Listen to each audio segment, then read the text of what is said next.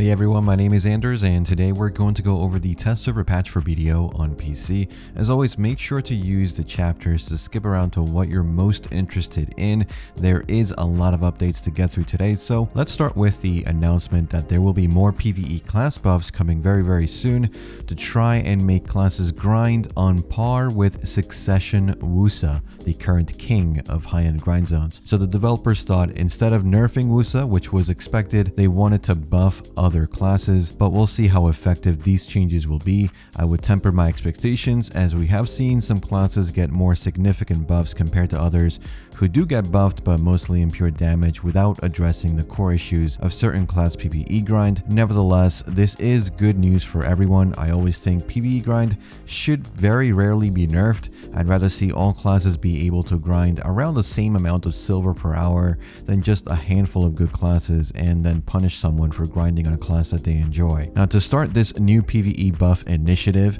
this week we saw Awakening Warrior get some PvE balance changes. Let's start with Flow Knee Kick can no longer be activated on cooldown, stamina will no longer be consumed and instead regenerate while the skill is in use. Heaven's Cleave can now be activated with the F input and the damage has improved by 20% in PvE. Frenzied Strikes will now deal a knockdown CC instead of a bound CC. The core version will now have a longer lasting frontal guard. The 5% crit damage buff has been moved to Merciless. You can now recover 80 health per hit and your damage has increased by 23% in PvE.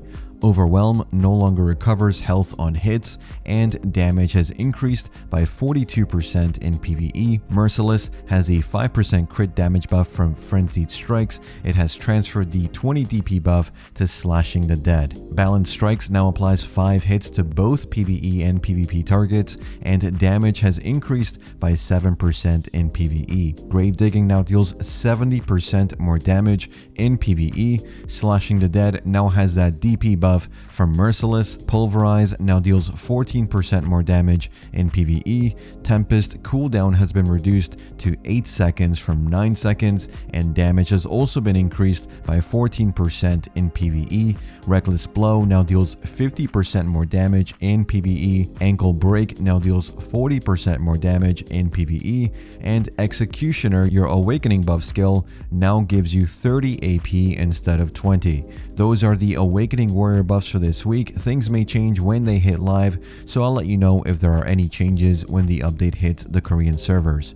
Now next we have the Abyssal or Magnus skills finally for Maegu and Woosa.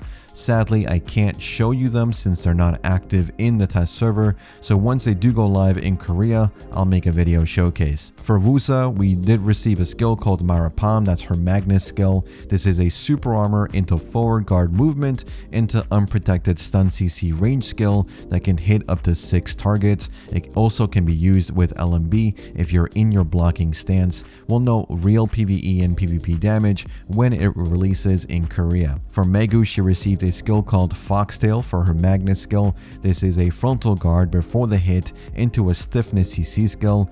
Damage looks good from the tooltip with a 100% crit rate as well, but again, we'll know real PvE and PvP damage when it releases in Korea and we can do proper testing. As for the rest of the patch, we have some price changes for elixirs and alchemy materials on the market, around 2 to 3 times price increase in some items. You will now be able to move faster in certain areas of the sea and ocean with the new mechanic called Oquilla's Guidance that will improve your ship speed in those areas. You can now use a Disembark function to automatically teleport to the dock from your ship without needing to jump off your ship. You can also now use maids in Atoraxxion. For grind spot changes, we have a few modifications to how Dehkia works. First, Dehkia zones will now be their own locations for all Dehkia grind spots. The range of the Dehkia lantern effect has also decreased by around 60%. The CC from Dehkia monsters has been unified to only be a knockback CC instead of a multiple range of CC. Floating, knockdown, stun, that kind of stuff. It's only going to be knockback CC from now on. Dehkia Cyclops have reduced DP as well in that area. Dehkia Thornwood have reduced DP as well, have also reduced drop rates for artifacts and have reduced respawn rates, which is not good, and you can no longer use your Agris here. Dehkia Ash Force Volcrus will be afflicted with a knockdown CC instead of a knockback CC, and Volcris will no longer split after being killed.